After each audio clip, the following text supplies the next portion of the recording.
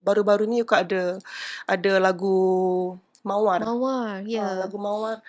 Tu masa Yuka recording pun Yuka kena kacau juga.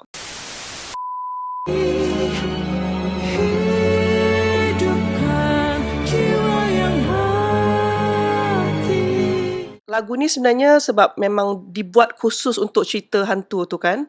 So memang Yuka dulu pernah dengar suara nyanyian, suara perempuan.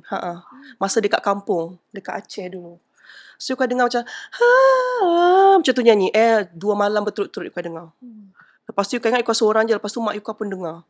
So daripada situ Yuka ambil sikit melodi tu, Yuka letak kat dalam lagu tu. Berani you.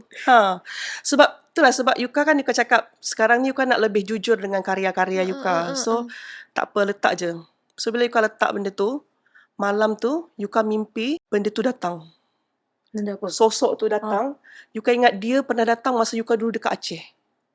Sebab dia memang ada dekat persekitaran rumah Yuka tu.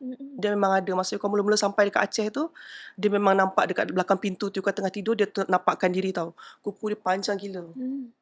Tapi muka dia tak seram. Muka dia macam cantik lah muka dia. Tapi kuku dia panjang. Kita terkejut kan, terperanjat sebab tak pernah kan.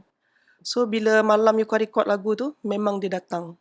Lepas tu dia datang, lepas tu dia senyum. Dia suka lah nak keluar album. Dia seronok. Selama ni orang tak peduli melodi dia. Mungkin bagus kau pakai melodi aku. Mungkin lah, tak tahu lah. Tapi no wonder I cakap Yuka. Lagu ni melodi dia I cakap tadi kan. Sentiasa melekat. Sentiasa ada terngiang yang